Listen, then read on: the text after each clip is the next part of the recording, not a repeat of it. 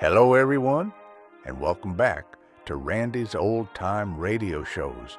Tonight, you're about to cross the threshold into the shadows of the ordinary, where voices from the past still whisper, and every creaking door hides a secret. This is the CBS Radio Mystery Theater, where suspense never sleeps, the unexpected waits in the dark, and mystery is only ever a heartbeat away. Tonight's episode is Specter, Bridegroom, from December 3rd, 1979.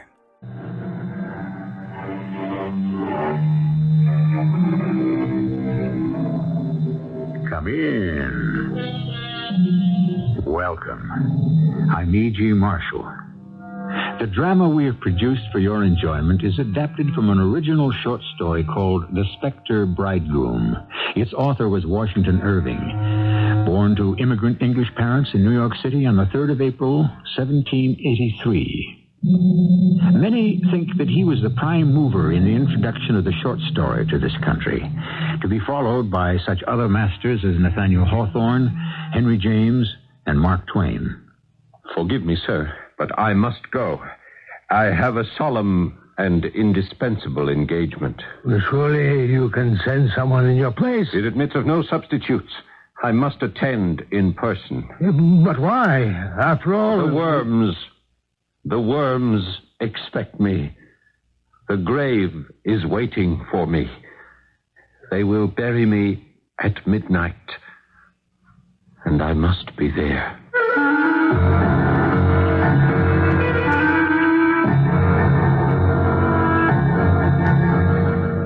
Our mystery drama, The Specter Bridegroom, was adapted especially for the Mystery Theater by Elspeth Eric and stars Paul Hecht. I'll be back shortly with Act One.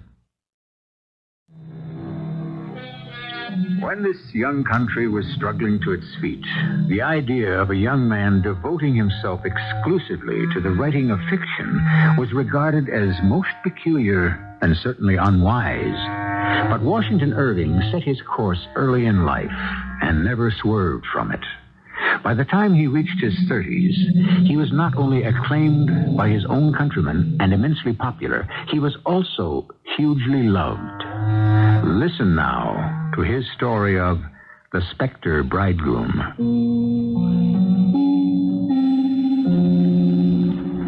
I am Herta von Landshort, and I lived with my father, the Baron, and my Aunt Matilda in his castle on the very tip-top of the Odenwald, a most wild and romantic spot. I was just 18 years old at the time this all happened, and quite ready, yes, anxious, to be married to the gentleman my father, the Baron, had selected for me. Herta, today is the day. I know, Father. I have lived for nothing else. Quite properly, Herta. Your secluded life with your father and myself is about to end, and you will take your place in the world as the Countess von Altenburg. I received a message from Würzburg.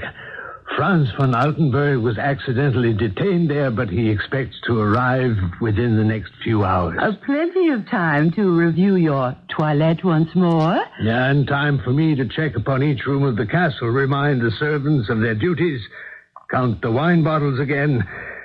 Today, our hospitality must extend itself to the utmost.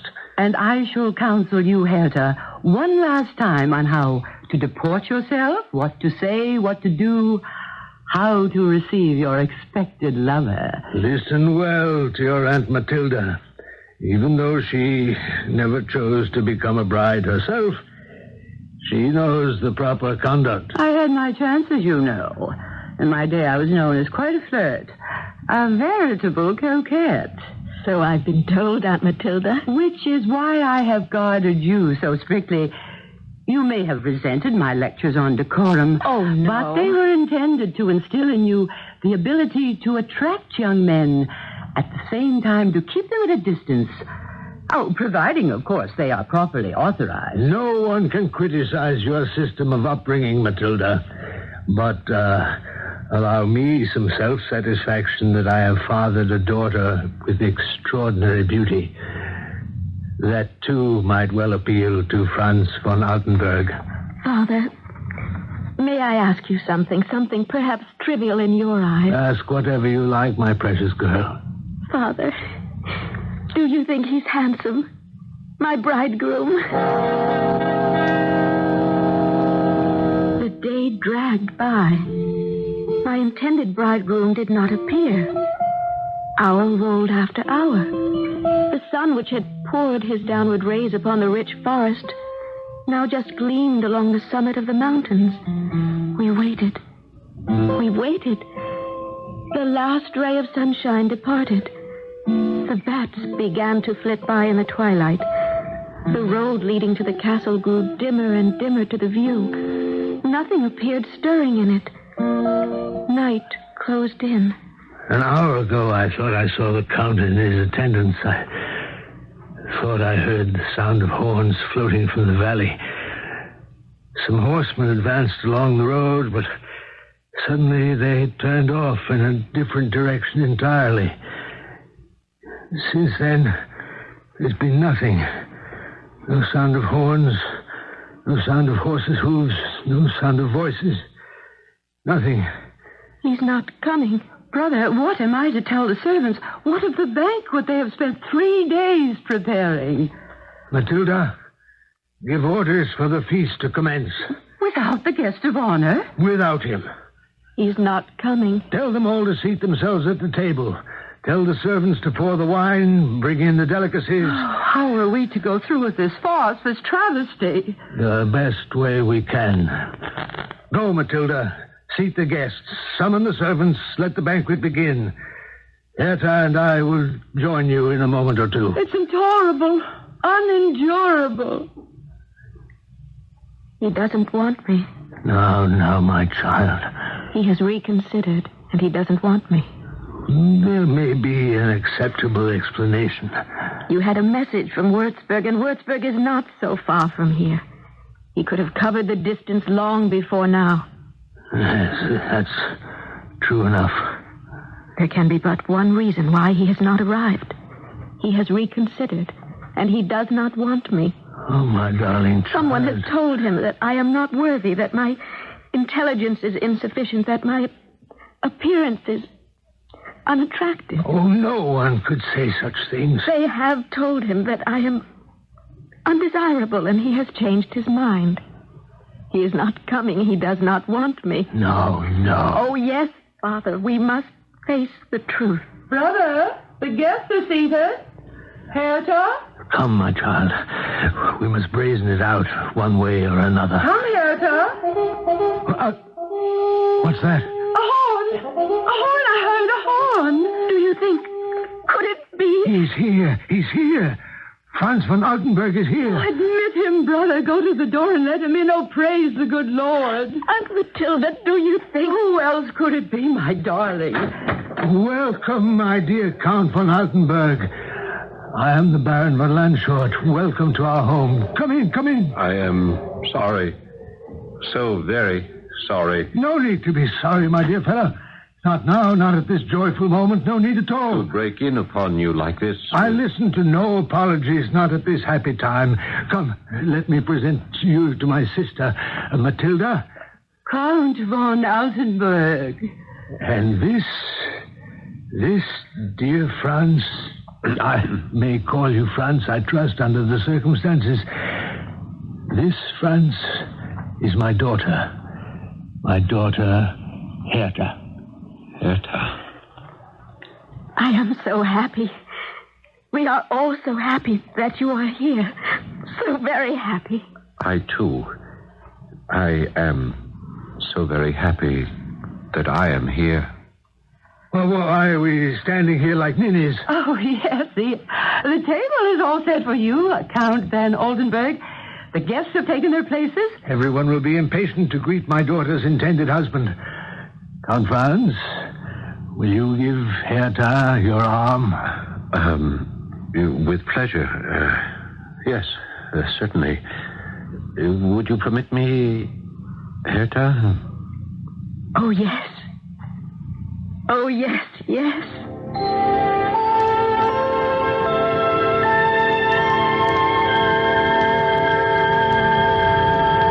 I remember little of the banquet. I sat on my father's left, the Count across the table from me on my father's right. We addressed few words directly to each other, but, the looks that passed between us. They were lovers' looks. I could not doubt, inexperienced as I most certainly was, that he was as enamored of me as I of him.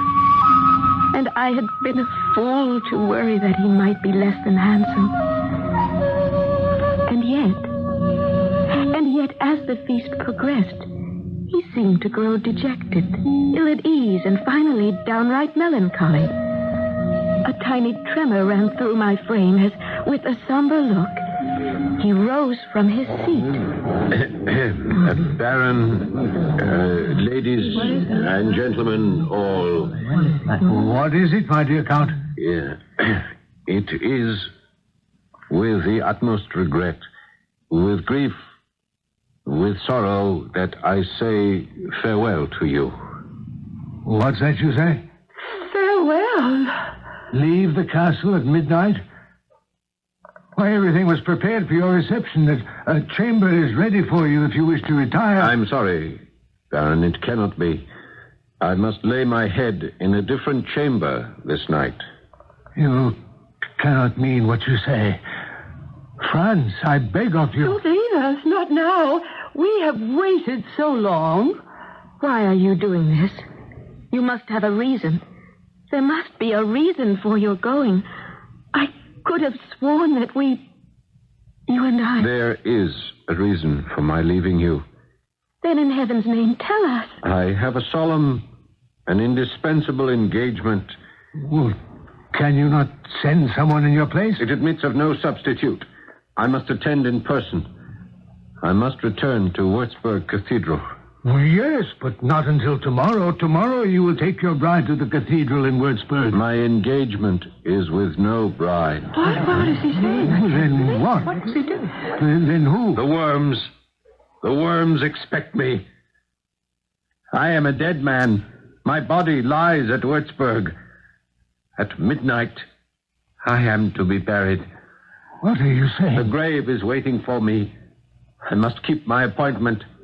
Farewell. Farewell all. Farewell. Farewell. He's gone. What did he mean? What could he possibly He has mean? left me. What was he talking about? He did not want me after all. What the devil was the man saying? He was no man. What? No man? No man, Matilda? Oh, yes, he was a man. But he did not want me.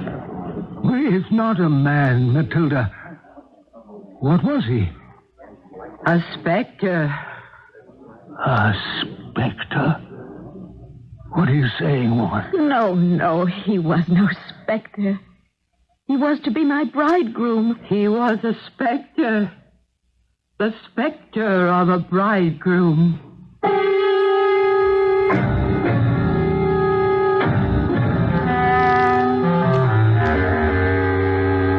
By the time Washington Irving was 36 years old, he had written a collection of essays, sketches, and tales.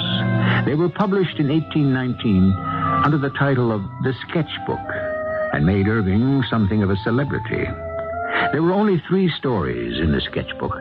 One of them was The Specter Bridegroom. The other 2 are among the most famous tales ever written. The Legend of Sleepy Hollow and Rip Van Winkle. I'll be back shortly with Act 2.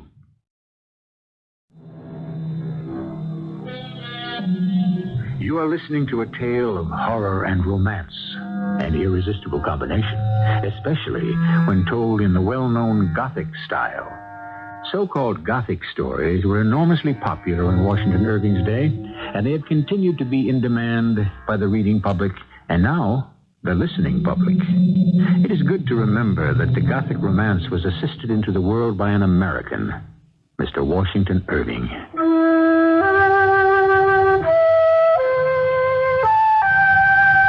I am Matilda von Landshort. When my sister-in-law died, giving birth to Herta, my brother the Baron asked me to undertake the rearing of his motherless daughter. She grew into a young lady of perfect docility and correctness. Was this to be my reward for years of careful, constant supervision? That she and I and her father should be deceived, deluded. Yes, cheated. Cheated by a visit from a phantom. The answer, the tragic reply to that question, arrived the day after the banquet. And it was myself who had to relay it to my brother, the Baron. Yes? Who is it? It is I, brother.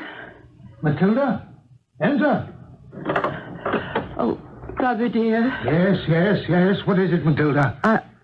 Well, we had a message. Oh, yes. What message? Speak up. I have asked Herta to join us here. She'll be along presently. After all, the message concerns her most of all. Anything which concerns my daughter intimately concerns me. This concerns her intimately. There's no doubt of that. Well, then tell me what it is. I give you warning, Matilda, not to trifle with me today after the shocking events of yesterday evening, the grotesque ending to what was to have been such a joyful banquet. My nerves are on edge, and I cannot tolerate shilly-shallying. So tell me whatever it is you're stammering about. The message is from Würzburg. Würzburg? But it was to Würzburg that the Count said he must go when he left us so precipitously. Yes, to the cathedral. To keep an engagement, he said. With the worms, that is what he said. To be buried. At midnight. Brother, the message which has just been delivered says that France, Count von Altenburg, was murdered. Murdered? You said murdered? Murdered. Yesterday. His body found and interred in Würzburg Cathedral at midnight. No. Oh, no. I can't believe... It's true, brother. Aunt Matilda? Father? You wish to speak with me? Oh, my poor child. My dearest child. How can I tell you? Let me do it. Herta, we just had word that the Count von Altenburg was murdered yesterday and his body interred in the cathedral at Würzburg. But he was here last night. That was a phantom. Don't you know that by now? An apparition? Your Count died, and what arrived here was a specter.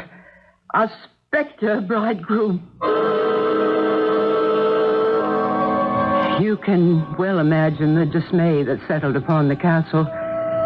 My brother shut himself up in his chamber. The servants huddled in groups, shaking their heads and shrugging their shoulders. But the situation of the widowed bride was the most pitiable. To have lost a husband before she even embraced him. And such a husband. Of course, I insisted on sleeping alongside her in her chamber. Herta, my dear? Yes, Aunt Matilda? Oh, have you slept at all, my precious? No. Oh, my poor darling, what am I to do with you? There's nothing to be done. But you must have your rest. You'll lose your beauty, your young freshness if you do not sleep. I have no further use for beauty, or freshness, or youth. I'm widowed, and I've never been a bride. Try, my dear one. Try to sleep. No. I simply lie here and gaze at the beams in the rising moon, trembling on the leaves of the aspen trees, and think of him. Your Specter bridegroom. Whom I love with all my heart, and shall love forever. Oh, my dear, don't say it. Hey, what are you doing? Nothing. Only going to the window to look down on the garden. Oh, well, wait, I'll join you. There's no need. Nevertheless... Ah! Be quiet, Aunt. He's there. He's come back. Do you see him, Herta? Herta, do you see him? Of course I see It's your him. Specter bridegroom. Yes. The man I love. Herta, have you seen this Specter before from this window? No. But I have expected him. And now he is here. No, come away from the window. And he will come back again and again and again. He will be my consolation. You cannot console yourself with a specter. What else do I have? We will sleep in a different bedchamber.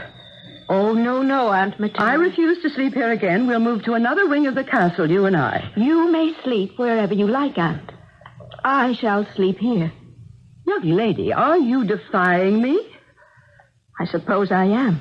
Herta, I fear for you. I tremble for your safety. Do not tremble and have no fear. As I loved my lover, so now do I love his specter. Leave me, please. Oh, well, if I must. You must. And one more thing. What is that, my heart? Swear that you will never repeat to anyone what has transpired here this night. Oh, Herta. Swear by the saints you will keep my secret. By the holy saints, I swear. What else could I do? I am deathly afraid of ghosts, spirits, shadows, anything from beyond the grave. That my sweet niece should be able to endure this silent communion with a specter was beyond me. Yet I must admit in all candor, during the days that followed, her health improved. Her disposition brightened. Her expression held a look of serenity. Yes, even of happiness that I had never seen before. Until I made the horrible, the hideous discovery. Matilda, you're late for breakfast. Yes, I know. My apologies. No, there's no need to apologize. I'm simply accustomed to finding you at the table when I come down. Brother, You needed to sleep, I understand. No, Oh, now that I look at you, you're pale. You're even trembling. Brother, I must tell you something. Where is Herta? Did you waken her? I went to her room. Well, then, she'll be down momentarily. Come, Matilda, eat a little something. It'll perk you up. I must tell you about Herta. Have you observed how well she's been looking lately? Yes. And how her spirits have improved? I must tell you about Herta. Please let me. Of course. Well, it's very difficult. Now, how difficult can it be? You and I have no secrets from each other. Now, what is it? I do have a secret, something I've kept from you. I took a sacred oath. What is it? Well, speak up in heaven's name. Well, I shall have to go back to the day we received the message from Würzburg. That the Count had been murdered. His body interred in the cathedral. Yes. You remember that Herta was stricken to the heart? Well, of course she was, to lose a bridegroom. The specter of a bridegroom. She was so distraught, I feared for her very life. And so did I. That is why I moved into her bedchamber and slept beside her. Not that she slept very much. Then one night, I spoke to her. I was sure she was wide awake. I told her that if she did not sleep, she would lose her beauty, waste her youth. She said neither beauty nor youth had any value to her, since her heart lay with him, with the man she had promised to marry, and had never even kissed. The Count. The shadow of the Count. Then, without warning, she got out of bed, went to the window. She said it was only to gaze down in the garden. I said I would join her at the window, and I did. Oh, brother, I looked out the window into the garden, and there he stood, gazing up to the second story from where we looked down on him. Are you saying I screamed so loud I should have wakened the entire household. For what I saw in the garden was the specter bridegroom. No. Yes, it is true. I swear it. I must say to you that there was still the semblance of manly beauty about him. He looked something the same as he had when he came here for the banquet. I could understand a little, at least, why she found him endearing. Endearing? You said endearing? How can a shadow be endearing?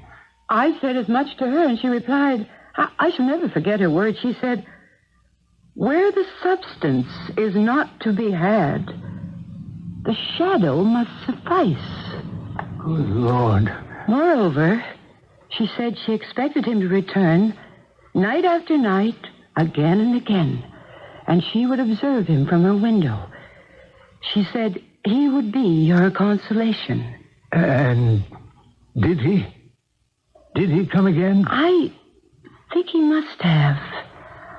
I, of course, could not continue sleeping in that chamber. I moved to another room, and she stayed where she was. I believe that each night she has silently communed from her window with her spectral bridegroom. Well, you must admit it's done her no harm. On the contrary, she has blossomed. She has bloomed. Yes, I admit the truth of that. Still, I should have been told. You should have told me, Matilda. She swore me to secrecy. She extracted my vow that I would never breathe a word of her unholy trysts. This morning, a half hour past, I went as I have always done to awaken her for breakfast. And she's not there. What? Not there? Where is she? I have searched the castle, every nook and cranny. Have searched the grounds of the estate. She is nowhere to be found. It's impossible. Utterly impossible. Summon the staff. We shall all look for her. We will not find her. Why not, in the name of heaven? Because the Specter has carried her away. My poor brother, the Baron, he ran frantically about the castle. He questioned every servant, and two of them said that they had heard the night before the clattering of a horse's hoofs down the mountain near the hour of midnight. They had no doubt that it had been the Specter on his black charger bearing her away to the tomb. As for myself, I had known it all along. In 1789, George Washington was inaugurated president in New York City. So Irving would have been 5 years old when, it is said, on seeing our first president enter a shop, a young Scottish maidservant followed him with young Irving in tow and said, "Please, Your Honor, here's a bairn who is named after you." Whereupon the great man touched the small boy's forehead and gave him his blessing. I'll be back shortly with Act 3. Why is the linking of terror with romance so fascinating? Not just today, but through the ages. Folklore is filled with just this conjoining. The Greeks, in their fables, bound passionate love together with mysterious and drastic outcomes. So did the Romans. To this day, we are all inexorably drawn to the story that tells of wild, uncontrollable love combined with hideous consequences. Why should this be so? Frankly, I haven't the faintest idea. I am Hendrik von Starkenfast. I was on my way home from the army when my horse lost a shoe. The village of Würzburg was not far away, so I left him there and turned him over to the local blacksmith to be reshod. I myself was somewhat exhausted and looked about for a tavern where I might refresh myself until my horse was ready to finish the journey. I followed the sound of revelry and soon found myself inside a cheery room with a fire roaring, men sitting at polished tables, and a pretty waitress. She had just brought me a stein of beer when I felt a hand on my shoulder and heard a familiar voice. Hendrik, it's you, isn't it? Hendrik von Starkenfast? That's my name, yes? Am I to gather that you do not recognize me? Oh, merciful heavens! You are Franz von Altenburg, am I right? Yeah, of course, I'm Franz. How are you? Splendid. And you, Hendrik, how are you? You're looking well? A little weary? Very well? Yes, I am well, and if I look weary, it's only because I'm just home from the wars. My horse threw a shoe, and I'm waiting for the local blacksmith to fix him up. Then I'll be off again. My family is expecting me. I'm anxious to get home. Hey, mind if I sit down? Oh, dear fellow, of course I don't mind. I'm delighted. Sit down. Tell me all that's happened since last we met. I've got myself betrothed. No. Yes, I have. In a day or two, I shall take to myself a bride. Now, there's something you've not been able to accomplish away at the wars. No, you're right about that. Though, if I'd tried very hard, But I am not particularly interested in taking a bride at the moment. I'll wait a bit, I think, till some particular girl, some superlative creature crosses my path. Ah, but by then it'll be too late, my dear Henry. What makes you say that? Because by then, the superlative creature will be married to me. Oh, you don't say. From all that I've heard, from every direction, she's one of the fairest damsels in these parts. What you've heard? You've never seen her? No, but I shall tonight. Her father's readying the most elaborate banquets imaginable to celebrate the betrothal. And her father is? The Baron von Landshort. A worthy member of a fine family. Yes, I've heard of the Baron. He lives not far from my family's domain. Unhappily, there has been some bad blood between my family and the Baron, one of those foolish feuds going back so far that no one remembers how it started. So I've never set foot in his castle, nor met him or any member of the family. Look here, Hendrik, if you're going home... And my parents are expecting me. My retinue is sojourning here in Würzburg for a few hours. I promised them the rest and relaxation. But as soon as your horse is fit for travel, let us, the two of us, start off together. Since we're bound in the same general direction. A splendid idea. We've much to talk about, and I need to hear more about your future wife. She has been guarded like a delicate flower, they tell me. And they say she looks like one, too. Yes, Franz, this forest is said to be infested by robbers. Her Aunt Matilda has watched her like a hawk. Yes, I know for a fact there are hordes of disbanded soldiers wandering about. They can be dangerous. Hertha von Landshort will be the crowning glory of my life. Franz, look there, behind the tree. Draw your sword, my friend, draw your sword. Be quick, be quick.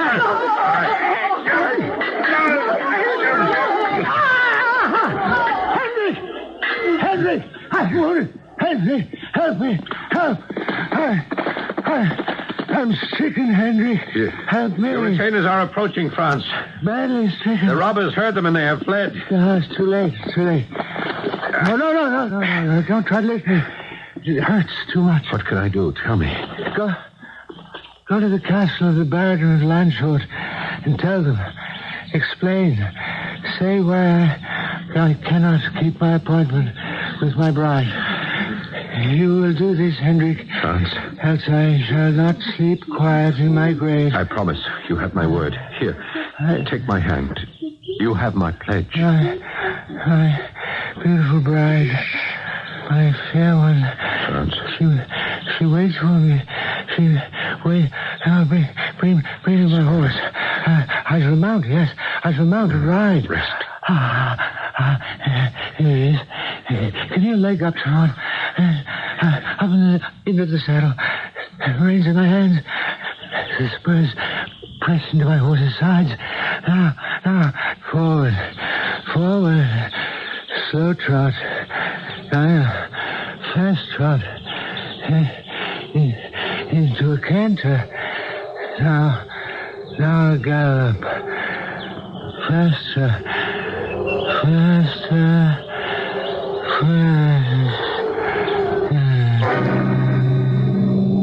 He died in his delirium. In Würzburg, I arranged with the Holy Fraternity of the convent for the funeral solemnities and my friend's burial in the cathedral near some of his illustrious relatives. His retinue took charge of his remains, and I set off on my sorrowful journey. I shall confess to you, whisperings of curiosity stirred in my bosom to see the far-famed beauty of whom he had said so much, though my heart was heavy and my head perplexed at the thought of presenting myself, an unbidden guest among traditionally hostile people, of dampening their festivities with tidings fatal to their hopes. You can imagine my surprise when the door was opened. Welcome, my dear Count von Altenburg.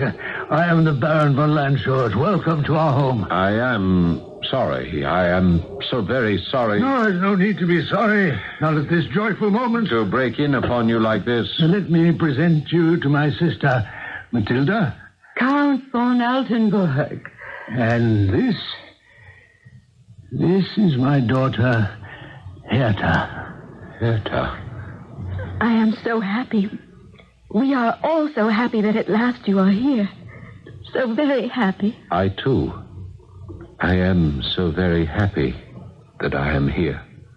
Well, why are we all standing here like ninnies? The table is all set. The guests have taken their places.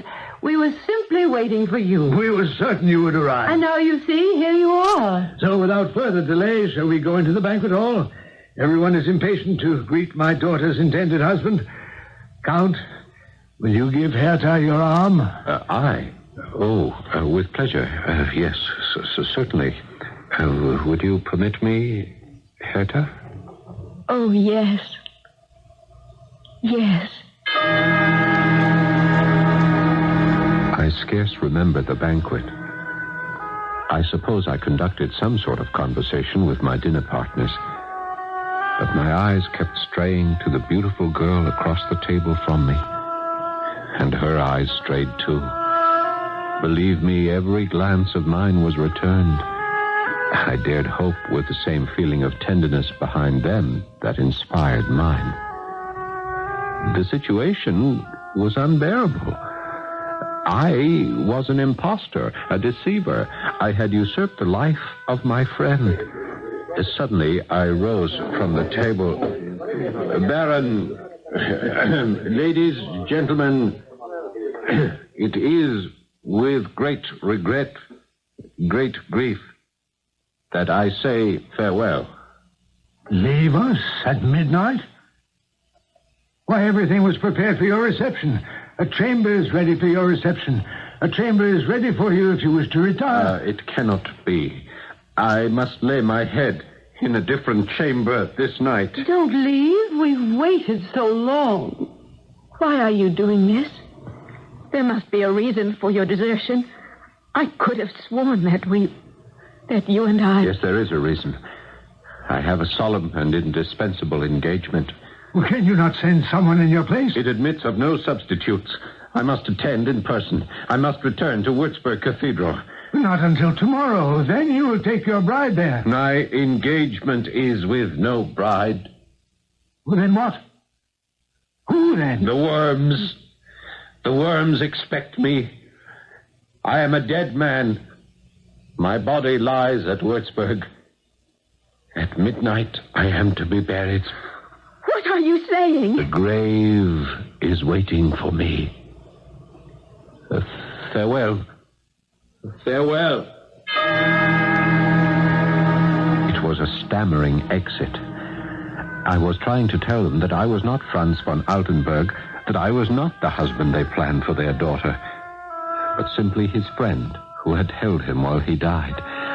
That my family had feuded with theirs for heaven knows how many years. I was torn with regret to have deceived them, but as much by the thought that I would never see Herta again. This was the agony that drove me back to the castle, not to speak to her, merely to stand beneath her window and gaze up at her, and wonder of wonders to see her gaze down at me. Each and every night, until her window opened. Are you there, my love? Herta, Have you come to claim me? I have no right. No right to claim one who loves you? Herta, I am not Franz von Altenburg.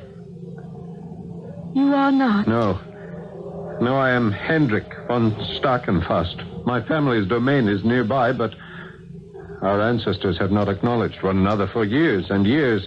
Have they not? Franz was killed by robbers on his way to claim you. I was with him when he died. Were you? He is buried in the cathedral at Würzburg.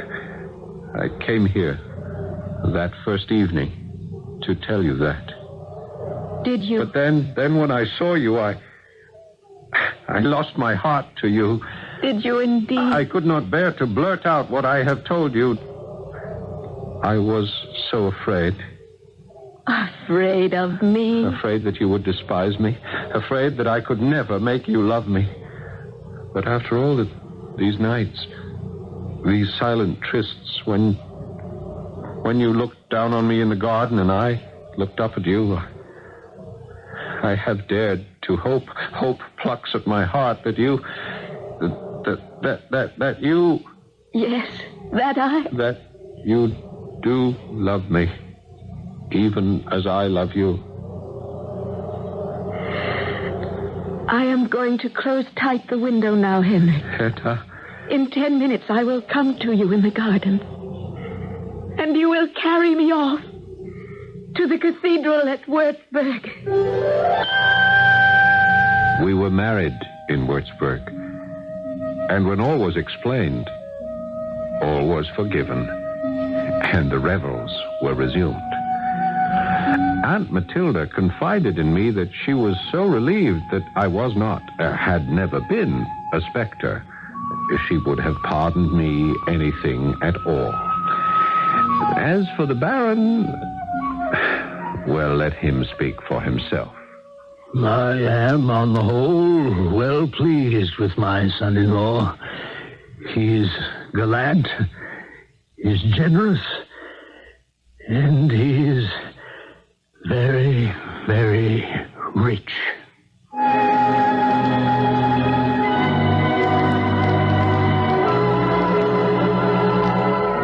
You see how foolish and how dangerous it can be to believe in specters, phantoms, ghosts. Any one of them may turn out to be a real flesh and blood person. And there's this, too.